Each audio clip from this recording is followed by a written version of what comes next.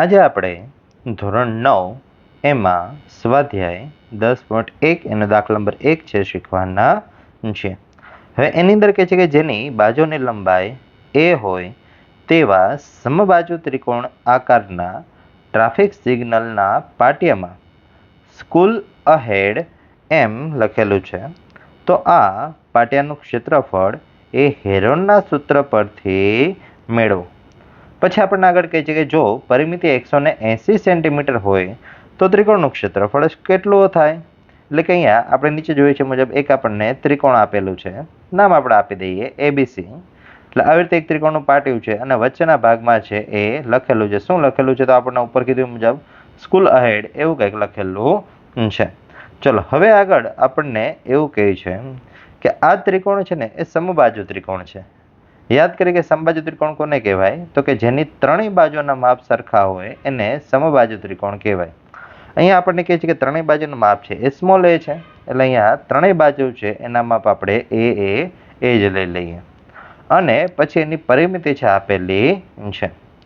અને હવે એનું ત્રિકોણનું ક્ષેત્રફળ એ આપણે હેરોના સૂત્રના મદદથી શોધવું છે. તો હેરોના સૂત્રના મદદથી શોધવું છે સૌથી પહેલા તો ત્રણેય બાજુના માપ આપણી પાસે હોવા જોઈએ. તો હવે અહીંયા ત્રણેય બાજુનું માપ આપણે શોધીએ. ક્યાંથી શોધશું? તો જે આપણને આપ્યું છે એના ઉપરથી. જોઈએ શું આપેલું છે, પરિમિતિ આપેલી છે એટલે લખીએ ઉકેલમાં ત્રિકોણ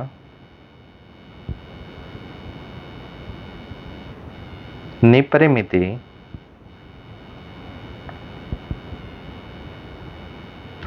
180 સેન્ટીમીટર છે અને સમબાજુ ત્રિકોણની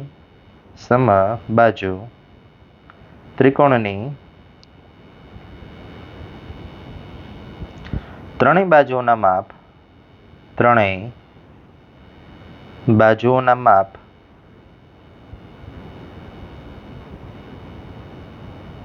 એ છે. ચલો હવે પરિમિતિ એટલે થાય શું? તો કે ત્રણેય બાજુના માપનો સરવાળો. એટલે અહીંયા આપણે ત્રણેય બાજુનો સરવાળો કરીએ એટલે પહેલી બાજુ a પ્લસ બીજી બાજુ a પ્લસ ત્રીજી બાજુ a બરાબર એની પરિમિતિ એટલે 180.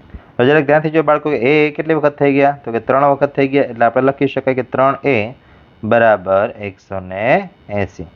ચલો હવે 3 ગુણાકારમાં સામે જશે એટલે ભાગાકારમાં. એટલે a બરાબર 180 ભાગ્યા 3 અને 180 ને આપણે 3 વડે ભાગી નાખીએ 3 છક 18 અને ઉપર 0 નો 0 એટલે એ બરાબર આપણને મળ્યા 60 સેન્ટીમીટર. ચલો એટલે એક બાજુ છે એ આપણને 60 મળી અને ત્રણેય બાજુના માપ એ જ છે એટલે બીજી બાજુ પણ 60 અને ત્રીજી બાજુ પણ 60. યસ, એટલે આવી રીતે ત્રણેય બાજુ છે આપણને 60 મળી. હવે આપણને હેરોના સૂત્રની મદદથી એનું ક્ષેત્રફળ શોધવાનું કહે છે. તેથી શું કરીએ? તો કે ત્રણેય બાજુને અલગ અલગ નામ આપી દઈએ.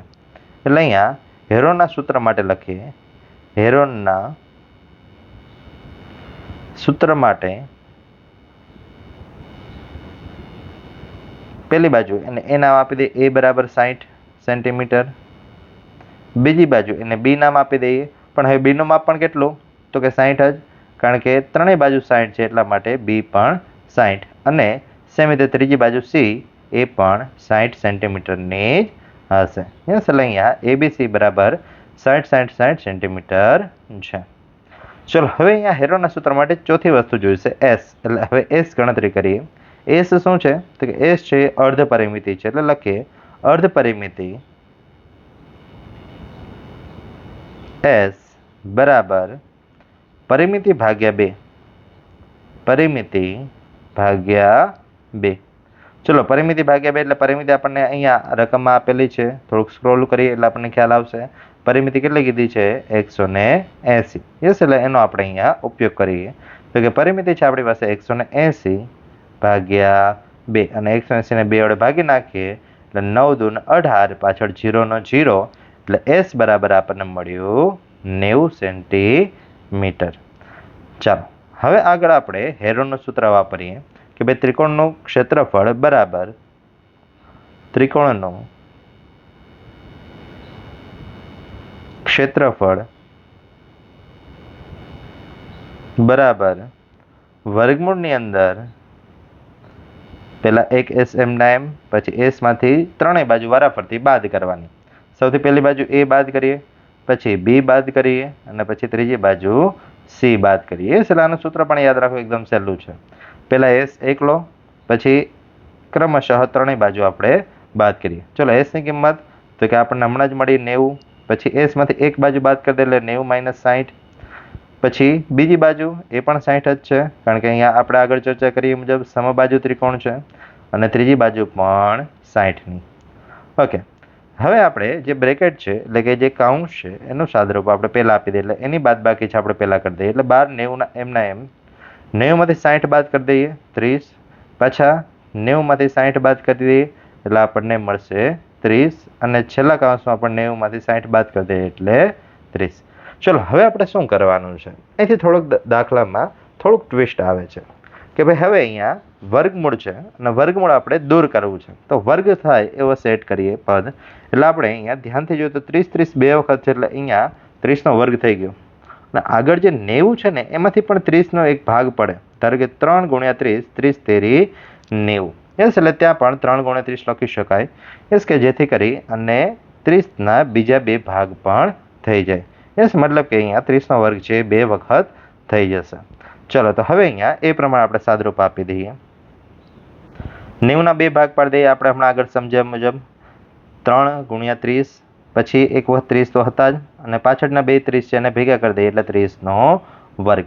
ચલો નેક્સ્ટ સ્ટેપમાં જે બે જગ્યાએ 30 થઈ ગયા છે એ બંને 30ને પણ ભેગા કરી દઈએ, એટલે ત્યાં પણ 30નો વર્ગ કરી દઈએ. એટલે આગળ 3 × 30નો વર્ગ ગુણ્યા એક વખત 30નો વર્ગ તો હતો જ.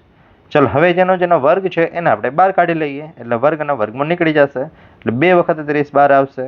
યસ, એટલે અહીંયા 30 × 30 અને વર્ગમૂળમાં ખાલી એકલા રહેશે 3, અને 3 × 3 એટલે અહીંયા બંનેનો ગુણાકાર કરી દઈએ, એટલે 3 તેરી 9 અને પાછળ બે મીંડા એમના એમ, એટલે 900 વર્ગમૂળમાં 3, અને એકમ શું હતો? સેન્ટીમીટર હતો, એટલે અહીંયા સેન્ટીમીટર સ્ક્વેર. યસ, કે તેથી જે ત્રિકોણાકાર જે પાટ્યું છે એનું ક્ષેત્રફળ આપણને મળ્યું. એટલે છેલ્લે વાક્ય સ્વરૂપે લખી નાખીએ કે તેથી ત્રિકોણ આકાર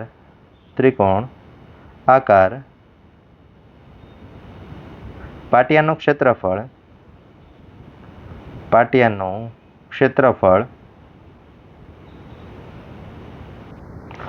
900 વર્ગમૂળમાં 3 સેન્ટીમીટર સ્ક્વેર થાય.